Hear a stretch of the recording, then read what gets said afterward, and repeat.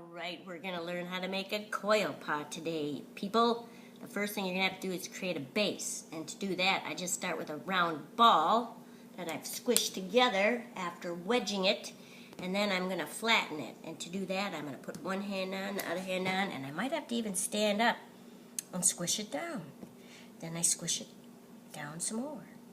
And I just keep squishing it down until it's about the thickness of my finger.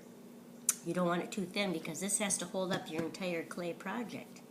Okay, so now after we do that, if you remember my coil making video, this is a mini review because I already showed you how to do this, and if you didn't watch it, well, then you better.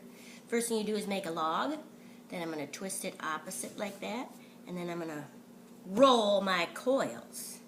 So I'm going to roll it, spreading my hands out as I go. Look at how easy that is. Twist it back again. This just helps keep it round. And remember, if you're a beginner, you want to keep your coils kind of thick. This is getting too long to work with, so I'm going to cut it in half. Set that aside. Okay. I don't like that one. I like this one. Alright. So remember how to attach clay? Well, I'm going to show you how to attach clay if you don't remember. 3 S's, right? Score. Score, score, score, score, score, score, score. You know, we're making Velcro. Remember? Velcro. Score both sides. That's the first S. Score. Second S. That's right. Slip. And yesterday I used my fingers, but now I'm going to show you. You can use a brush if you kind of want to stay clean. And then we're going to attach it on the top. And remember what happens if it overlaps. I can just cut through both. Not all of it. I did that backwards so I can't see what I'm doing. But there you go. Now this is the first coil. Now here's the important part. The important part is blending the coils together. And we're going to do that from the inside. You can do it with your finger, or you can do it with a tool that's got this little curve to it. So I'm going to take it and blend the inside together. And you'll notice I'm supporting this side with my hand because if I didn't, I might push it over. So you always support whatever side you're blending. And I'm going to do this side quickly. And I'll do this side now. Okay, so you want to blend it together, and then you're going to take your finger and smooth it out. I'm going to blend that too. So this is the first coil. Now here's the secret for you.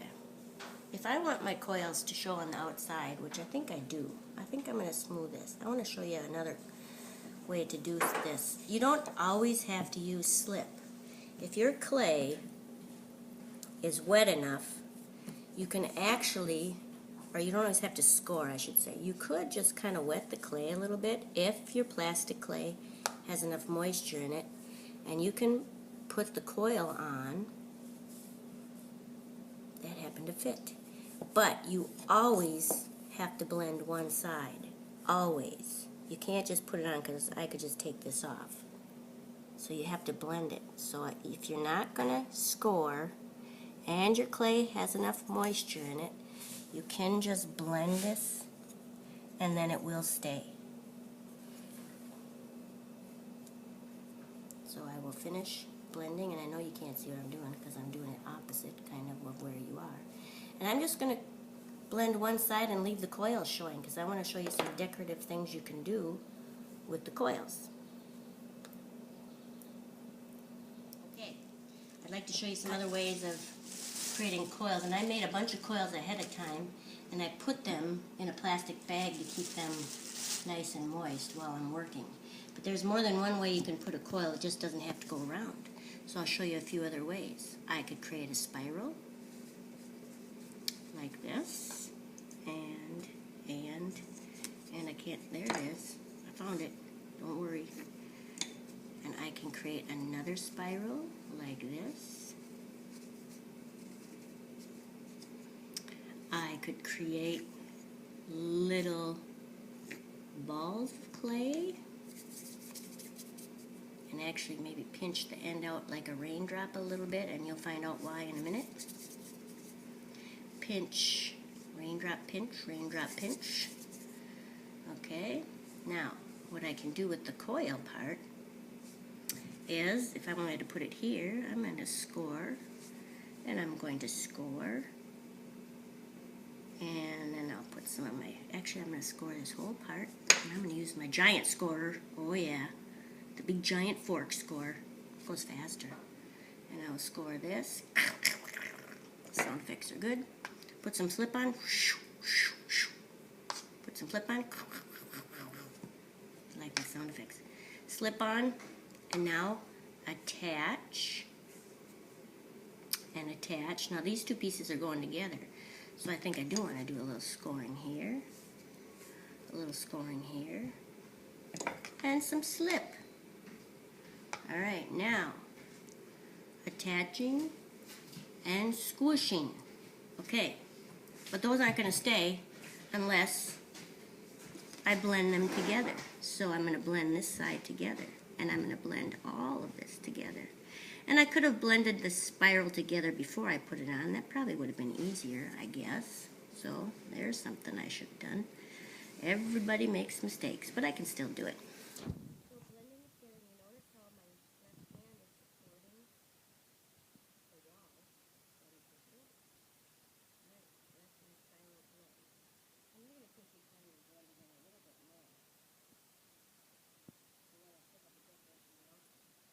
I'm going to do these things.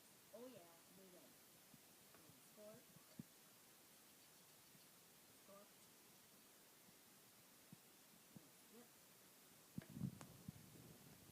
And I'm going to put it on so my little pointed side, my teardrop, is to the inside. And make sure it stays.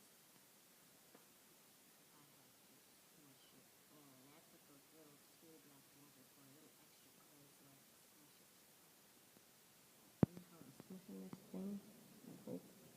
So the inside is going to be smooth, and the outside is still going to have a nice design. Okay, more clay. I'll show you some other designs. You can make your own designs, but I'm just going to make some quick. I could do that. I could do, what else? I could do triangles. Oh my goodness, how do you make a triangle? Let's see, 3 sides. That's right, 3 sides. I could do that. You can do whatever your mind comes up with. And I'm going to be smart this time and pre-blend,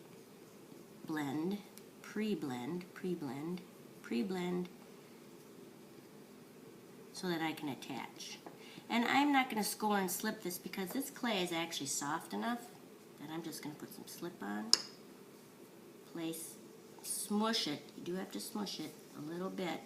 Let's see, I'll put this one on too. Smushy. And what do I need to do? Yes, you are correct. I'm taking that one off because I have to blend it. Which one do I have to blend? Oh, this one. So I'm going to blend that on. Blending, and then I would put this one on and blend it. Always blend it very, very well. I'm going to skip that blending part just to show you what it looks like. And here's my decorative coil pot so far. Okay.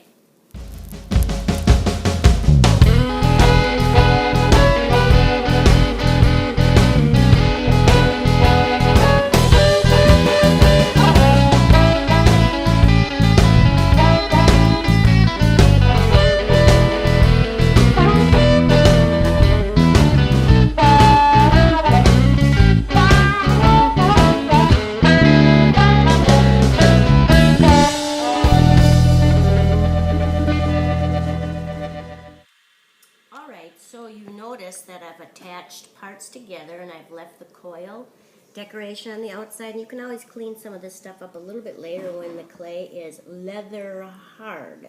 But some people ask, well, how do you make it go in and how do you make it go out? Well, pretty easy. To make the clay look like it's going in, what you do is you take the coil and you put it to the inside, and I'm not going to attach all these pieces, I just want to show you.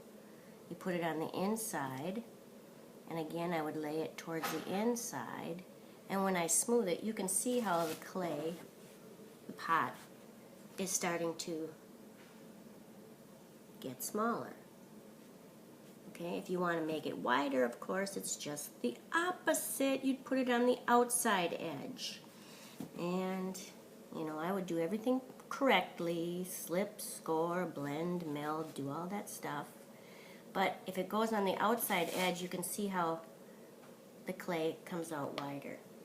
Alright, last but not least, you always want to finish your coil pot with a strong lip, a strong ending. Don't make it look like you just stopped in mid-coil. You can see how I've got a nice, strong edge up here. Nice finish. So, when this gets leather hard, I would clean it up. When you put it away for the day, cover it really tightly so you can keep adding coils to it. And if it gets hard tomorrow, a little bit harder, you will have to score and slip. Only when the clay is really soft can you blend it. If you can't do it easily with your finger, then you've got to score and slip. Okay.